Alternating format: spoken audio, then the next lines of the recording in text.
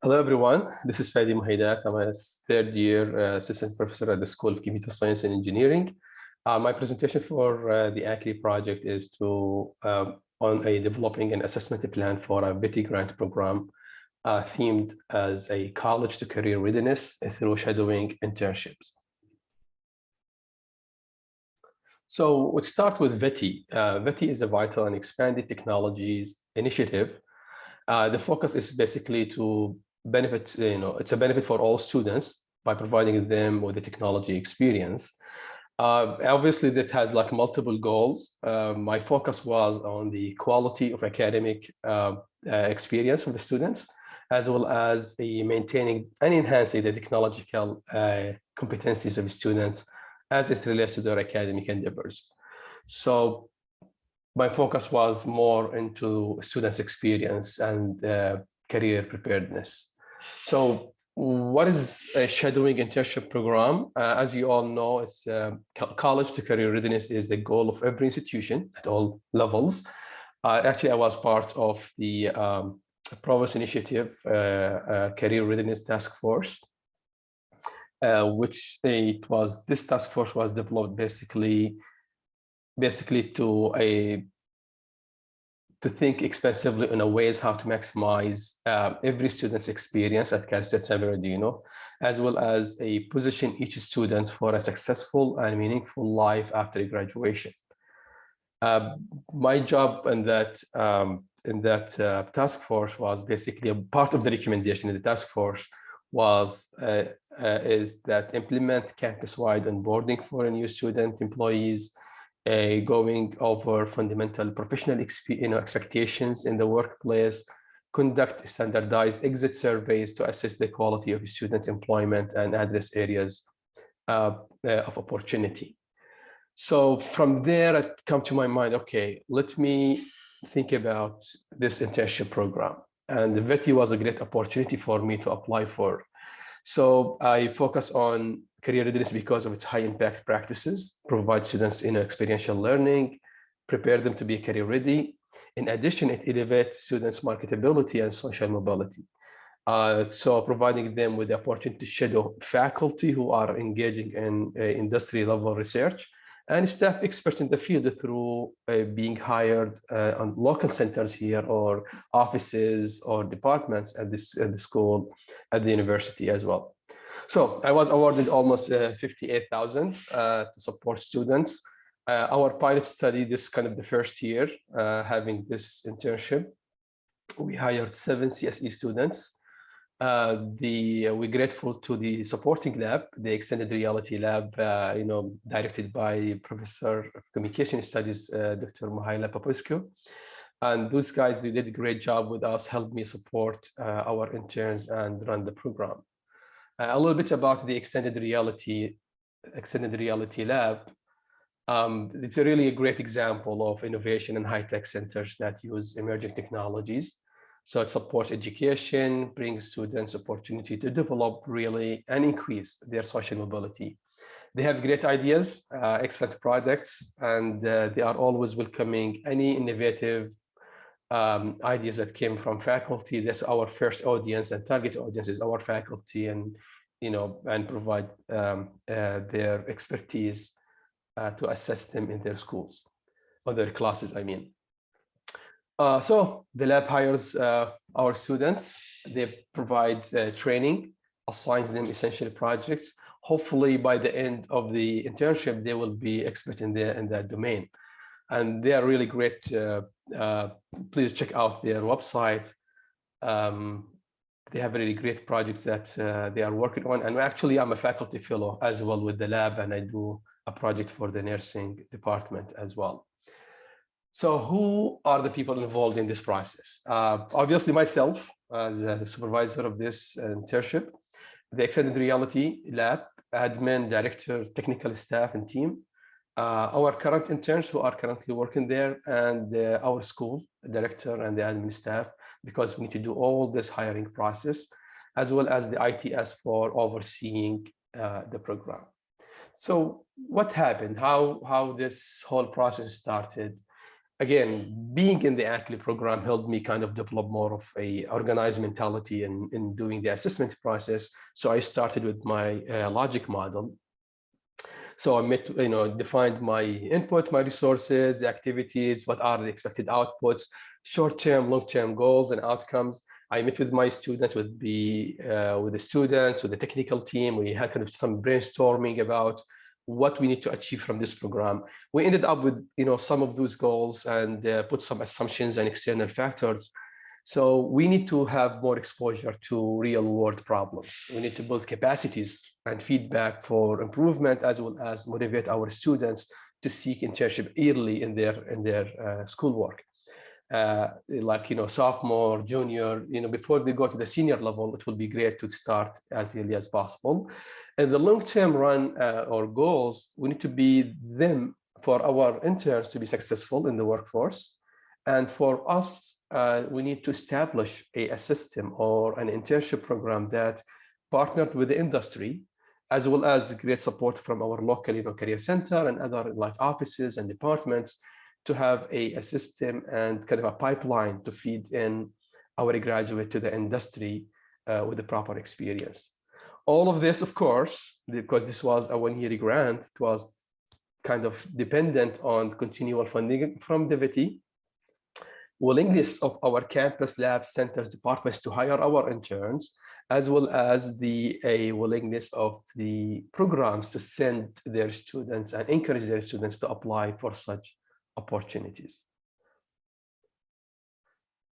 So out of this kind of logic model, we came up with this two different types of outcomes. We have the process outcomes and we have the student learning outcomes. In this process outcomes, we have two outcomes to assess. One of them is the hiring office. Here, as I mean office, I mean lab or a center or a department, whoever want to hire our interns. The hiring office will increase its productivity and meet deadlines. So you can imagine some students will be hired with the web development center with the ITS. So you might have a new faculty, they came in, they want to build their own website, get their self ready. Definitely there will be too many tasks to work on. Having an interns there, they will assess to meet this demand and meet the deadlines. How are we going to measure that outcome? The best way we thought about it is to satisfaction report from the client.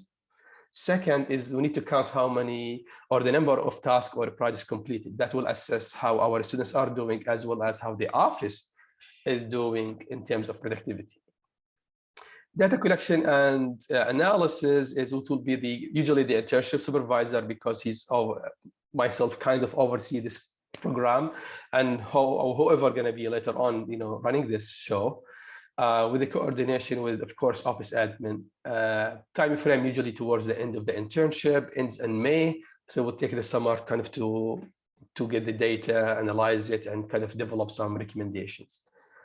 The second outcome that relates to the process is the program itself. So the previous one was about the hiring office or department. Now, what about the interns departments? They will enhance the visibility and again more of evidence-based marketing tool to attract students. Now, why our program is great? Because we focus on career readiness. Now, we claim that it's supported by this internship data and statistics, hopefully.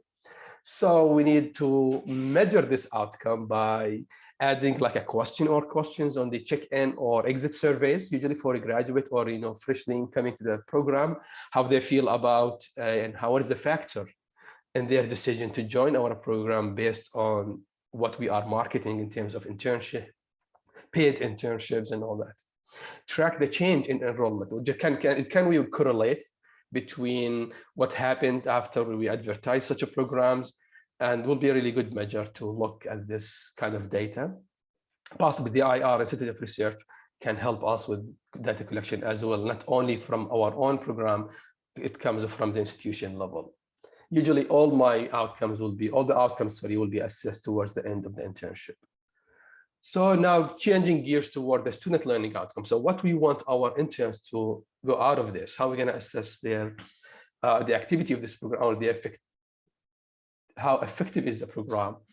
Participants will be able to integrate theory, practice, improve their technical skills, and build a record of career experience.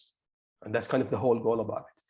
We need to count their number of tasks being performed, how many projects they did work on, and how much this will add to, I'm not saying how much it will add to their knowledge. Obviously, it will add to their knowledge, but the satisfactory survey from the self students and the technical lead can assess on the effectiveness of that.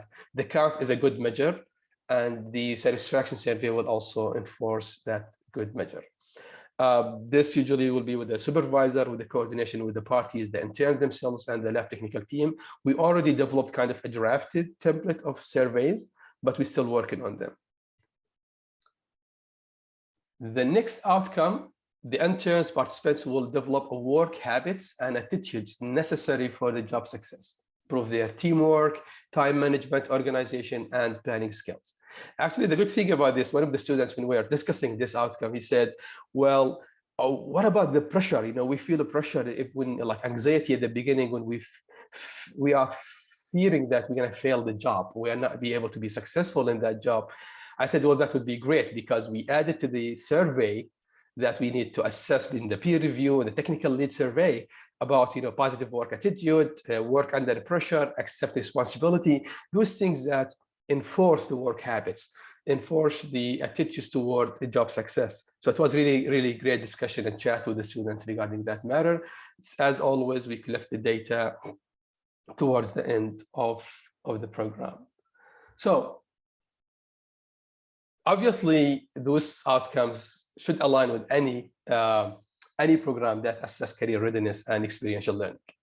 Think about department specific or accreditation specific, even the Western Association of Schools and Colleges, the WASC, and as well as, you know, our institution ILOs. So this kind of briefly about, you know, for example, since our interns are from the CSE, so I chose our department. We have program objectives. If you think about, you know, the items here, you know, successful career utilizing education, communicate effectively, lifelong learning, responsibility in diverse work environment, they are all fit very well or align very well with those objectives.